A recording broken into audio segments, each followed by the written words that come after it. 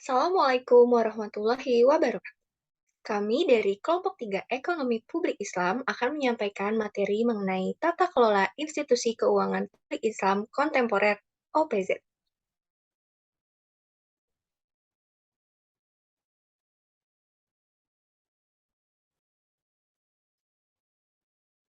Ya, sebelumnya perkenalkan kami, anggota kelompok kami yang pertama, Faiza Nadira Raihanisa dengan NIM 2010116001, dan saya Azra Aziza dengan NIM 2010116014, dan Hidayah Setiorini dengan NIM 2010116018.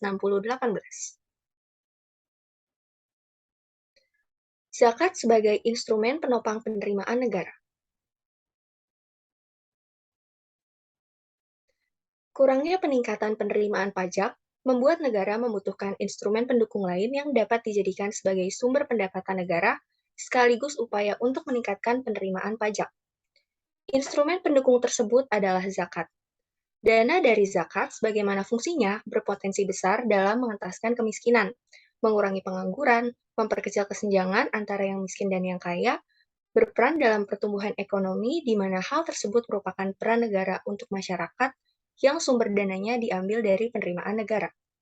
Dengan demikian, zakat dapat diakomodir sebagai instrumen penopang peningkatan pendapatan negara. Regulasi OPZ atau Organisasi Pengelola Zakat. Yang pertama, Undang-Undang Nomor 23 Tahun 2011 tentang Pengelolaan Zakat. Yang kedua, Peraturan Pemerintah Republik Indonesia atau PP Nomor 14 Tahun 2014 tentang pelaksanaan Undang-Undang Nomor 23 Tahun 2011 tentang Pengelolaan Zakat. Yang ketiga, Instruksi Presiden Republik Indonesia atau Inpres Nomor 3 Tahun 2014 tentang optimalisasi pengumpulan zakat di kementerian atau lembaga, Sekretariat Jenderal Lembaga Negara, Sekretariat Jenderal Komisi Negara, pemerintah daerah, badan usaha milik negara, dan badan usaha milik daerah melalui Badan Amil Zakat Nasional. Yang keempat, Peraturan Badan Amil Zakat Nasional Nomor 1 Tahun 2014 tentang pedoman tata cara pengajuan pertimbangan pengangkatan atau pemberhentian pimpinan Badan Amil Zakat Nasional Provinsi dan Badan Amil Zakat Nasional Kota dan Kabupaten. Yang kelima, Peraturan Badan Amil Zakat Nasional Nomor 2 Tahun 2014 tentang pedoman tata cara pemberian rekomendasi. Konsep OPZ atau Organisasi Pengelola Zakat. Definisi pengelola zakat menurut Undang-Undang Nomor 23 Tahun 2011 tentang pengelolaan zakat adalah kegiatan perencanaan, pelaksanaan, pengordinasian, pengumpulan, pendistribusian, dan pendayagunaan zakat, di mana organisasi pengelola zakat atau OPZ merupakan institusi yang bergerak di bidang pengelolaan dana zakat, infak, dan sedekah. Organisasi pengelola zakat yang diakui pemerintah ada dua jenis organisasi, yaitu Badan Amil Zakat Nasional atau Basnas dan Lembaga Amil Zakat atau LAS. Basnas merupakan lembaga yang memiliki unit pengumpul zakat atau UPZ yang merupakan satuan organisasi yang dibentuk untuk membantu pengumpulan dana zakat. Biasanya, UPZ terdapat di kecamatan maupun di kelurahan. LAS merupakan lembaga yang dibentuk oleh masyarakat yang memiliki tugas membantu pengumpulan, pendistribusian, dan pendayagunaan zakat. Basnas. Badan Amil Zakat Nasional dibentuk dalam rangka pengelolaan zakat secara lebih berdaya guna dan berhasil guna serta dapat dipertanggungjawabkan. Badan Amil Zakat merupakan OPZ yang dibentuk oleh pemerintah yang berkedudukan di ibu kota negara. Basnas ialah lembaga pemerintah non-struktural yang bersifat mandiri dan bertanggung jawab kepada Presiden melalui Menteri, dan Basnas memiliki wewenang melakukan tugas pengelolaan zakat secara nasional. Pembahasan selanjutnya yaitu dalam melaksanakan tugas Basnas menyelenggarakan fungsinya diantaranya yang pertama, perencanaan pengumpulan, pendistribusian, dan pendayagunaan zakat. Yang kedua, pelaksanaan pengumpulan, pendistribusian, dan pendayagunaan zakat. Yang ketiga, pengendalian pengumpulan, pendistribusian, dan pendayagunaan zakat. Dan yang keempat, pelaporan dan pertanggungjawaban pelaksanaan pengelolaan zakat. Basnas sendiri terdiri dari 11 orang anggota yang terdiri atas 8 orang dari unsur masyarakat dan 3 orang dari unsur pemerintah. Basnas dipimpin oleh seorang ketua dan seorang wakil ketua.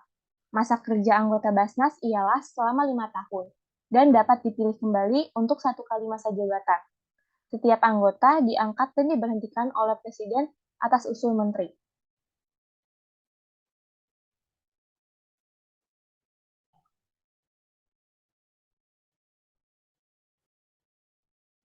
Dalam rangka pelaksanaan pengelolaan zakat pada tingkat provinsi dan kabupaten atau kota madya dibentuk Basnas Provinsi dan Basnas Kabupaten atau kota. Basnas Provinsi dibentuk oleh menteri atas usul gubernur setelah mendapat pertimbangan Basnas dan Basnas Kabupaten atau kota dibentuk oleh menteri atau pejabat yang ditunjuk atas usul bupati atau wali kota setelah mendapat pertimbangan Basnas. Dalam melaksanakan tugas dan fungsinya, Basnas, Basnas Provinsi, dan Basnas Kabupaten atau Kota dapat membentuk UPZ. Pada instansi pemerintah, badan usaha milik negara, badan usaha milik daerah, perusahaan swasta, dan perwakilan Republik Indonesia di luar negeri serta dapat membentuk UPZ pada tingkat kecamatan, kelurahan, atau nama lainnya dan tempat lainnya. Selanjutnya, ada kedudukan Badan Amil Zakat Nasional dan Unit Pengumpulan Zakat atau UPZ. Struktur pemerintahannya di pemerintah pusat, kedudukan Basnas, yaitu ada Badan Amil Zakat Nasional atau Basnas sendiri. Di pemerintah provinsi ada Badan Amil Zakat Nasional Basnas Provinsi, yang di pemerintah kota sendiri ada Basnas Kota Madya, dan di kabupaten ada Basnas Kabupaten, di kecamatan ada Unit Pengumpulan Zakat atau UPZ Kecamatan, dan serta di pemerintahan desa atau kelurahan sendiri terdapat Unit Pengumpulan Zakat Desa atau Kelurahan. Selanjutnya terdapat lembaga amil zakat. Ketentuan umumnya yaitu yang pertama, pembentukan LAS wajib mendapat izin menteri atau pejabat yang ditunjuk oleh menteri. Yang kedua, izin diberikan apabila memenuhi persyaratan paling sedikit terdaftar sebagai organisasi kemasyarakatan Islam yang mengelola bidang pendidikan, dakwah, dan sosial. Yang kedua, berbentuk lembaga berbadan hukum. Yang ketiga, mendapat rekomendasi dari Basnas. Yang keempat, memiliki pengawas syariat. Yang kelima, memiliki kemampuan teknis, administratif, dan keuangan untuk melaksanakan kegiatannya. Yang keenam, bersifat nirlaba. Yang ketujuh, memiliki program untuk mendayagunakan zakat bagi kesejahteraan umat. Yang kedelapan, bersedia diaudit syariat dan keuangan secara berkala. Selanjutnya, terdapat pengklasifikasian lembaga amil zakat LAS yang berbasis masjid. Umumnya, pendirian LAS ini sebagai akibat dari perkembangan yang pesat dalam manajemen masjid dan kepercayaan masyarakat atau jamaah masjid, khususnya berkaitan dengan pengelolaan keuangan masjid termasuk dana jis oleh DKM masjid. Selanjutnya, adanya dana yang besar harus dikelola lebih profesional melalui pendirian LAS sebagai bentuk tanggung jawab pengelola dan untuk meningkatkan peran masjid kepada masyarakat, baik masyarakat sekitar masjid maupun masyarakat luas. Yang kedua, LAS yang berbasis organisasi massa atau ormas. Umumnya, LAS ini didirikan dalam rangka menjadi media untuk meningkatkan peran organisasi massa bagi masyarakat, baik masyarakat anggota organisasi massa tersebut maupun masyarakat luas.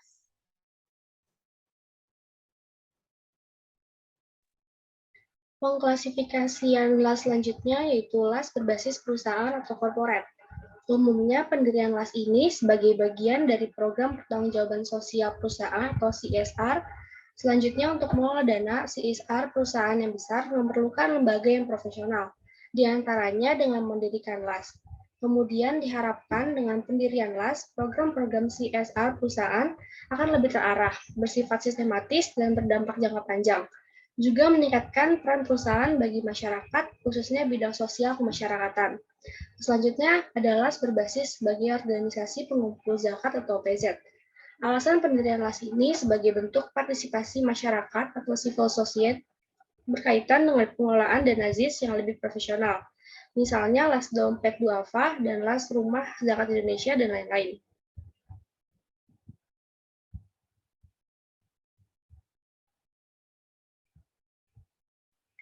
Pembahasan selanjutnya yaitu tata kelola PZ. Yang pertama ada transparansi. Transparansi merupakan keterbukaan dalam memberikan informasi yang tepat waktu, adil, akurat, jelas, dapat diperbandingkan, dan mudah diakses oleh publik. Maka dalam pengambilan keputusan, OPZ harus terbuka. Selain itu, juga wajib menyediakan informasi penting yang berhubungan dengan organisasi kepada para pemangku kepentingan. Dalam memberikan informasi terkait keuangan dan pengelolaan zakat, harus mudah diakses oleh publik setiap saat. Transparansi laporan keuangan ialah pemberian informasi tentang keuangan kepada para muzaki sebagai bentuk pertanggungjawaban organisasi pengelola zakat atau PZ atau lembaga amil zakat terhadap muzaki. Yang kedua ada akuntabilitas. Akuntabilitas meliputi bagaimana OPZ mengatur tanggung jawab masing-masing bagian dalam organisasi. Untuk tujuan ini, OPZ mempunyai aturan Standard of Operation atau SOP untuk setiap kegiatan pengelolaan zakat, mulai dari SOP menerima tamu sampai SOP pencatatan dana ZIS yang masuk dan membuat laporan keuangan.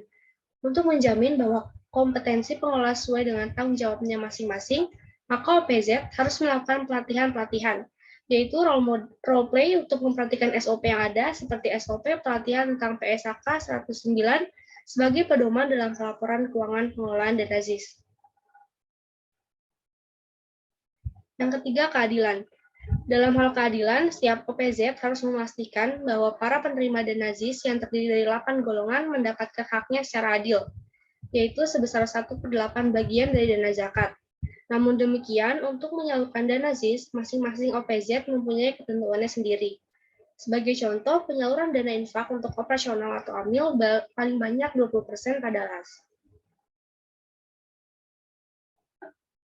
Yang keempat ada responsibilitas. Responsibilitas mencakup tanggung jawab OPZ untuk kelangsungan hidup organisasi, dengan menerapkan prinsip kehati-hatian dan memastikan bahwa pengelolaan ZIS telah mematuhi peraturan yang berlaku. Bentuk tanggung jawab terhadap lingkungan merupakan bagian dari tanggung jawab OPZ. Hal tersebut dapat diimplementasikan melalui beberapa program. Program-program tersebut dapat dibagi menjadi beberapa bidang, seperti bisnis, pendidikan, kesehatan, dan kesejahteraan sosial. Selanjutnya ada independensi.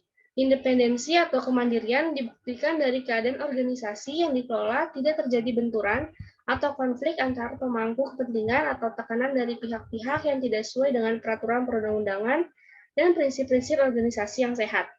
OPZ menganut atau berpegang pada kebijakan yang dimiliki organisasi untuk menjalankan tugasnya. Namun, pengurus OPZ harus tetap berkoordinasi dengan pengurus dan organisasi atau yayasan terkait OPZ tersebut. Studi kasus. Basnas se-Sumatera Utara memiliki permasalahan menyangkut efektivitas undang-undang. Ini adalah sebagian berikut. Yang pertama, usaha Basnas yang masih kurang untuk mendesak pemerintah daerah untuk mewujudkan struktur organisasi sesuai dengan PP nomor 14 tahun 2014. Di samping itu, kurangnya perhatian pemerintah dalam merespon permasalahan terkait dengan Basnas. Yang kedua, kurangnya perhatian pemerintah terhadap pengembangan zakat yang berimplikasi pada tertundanya pelaksanaan instruksi Presiden nomor 3 tahun 2014 dalam rangka optimalisasi zakat, dan rendahnya dukungan anggaran dari pemerintah kabupaten atau kota terhadap operasional masing-masing Basnas. Selanjutnya, yang ketiga, Basnas se-Sumatera Utara tidak memiliki sumber daya manusia yang profesional. Ini disebabkan belum dilakukannya penyesuaian pengurus sesuai PP nomor 14 tahun 2014 dan juga tidak memadainya anggaran yang tersedia dari pemerintah daerah atau kota. Sumber daya manusia yang ada kurang profesional, karena pada umumnya jabatan pengurus dijabat rangkap dengan tugas-tugas di pemerintahan. Rekrutmen staf yang berkualitas tidak mungkin dilakukan karena tidak dapat memberikan gaji yang layak. Selanjutnya, kelemahan profesionalisme SDM ini berimplikasi pada rendahnya perolehan penghimpunan zakat yang tentunya disebabkan usaha yang kurang kuat melakukan fundraising. Yang keempat, sistem administrasi dan sistem keuangan Basnas masih lemah, sehingga tidak dapat melakukan transparansi keuangan maupun kegiatan melalui publikasi internet. Lemahnya administrasi tercermin dari proses kerja yang masih manual. Terdapat SIMBA atau Sistem Informasi Basnas, namun belum dapat diintegrasikan untuk menghasilkan laporan dengan baik, karena ketidaksiapan operator dan akses internet. Selanjutnya, solusi dari permasalahan tersebut ialah dengan dilakukan pengangkatan pengurus Basnas masing-masing pada tingkat provinsi maupun kabupaten atau kota sesuai dengan UU nomor 23 tahun 2011 tentang pengelolaan zakat dan peraturan pemerintah nomor 14 tahun 2014 dan peraturan Basnas nomor 1 tahun 2014. Dengan pengangkatan ini, diharapkan pengurus dapat bekerja lebih profesional dalam menghimpun dan menyalurkan zakat.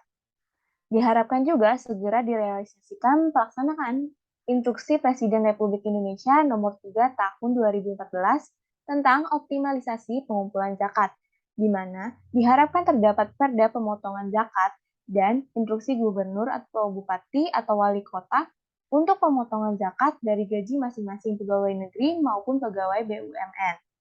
Dalam upaya penyediaan dan penyiapan pembiayaan Basnas, Basnas perlu berkoordinasi dengan pemerintah dan DPRD agar disiapkan anggaran yang memadai untuk operasional Basnas di dalam APBD.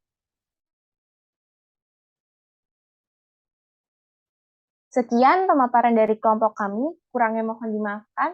Wabillahi taufiq wal hidayah. Wassalamualaikum warahmatullahi wabarakatuh.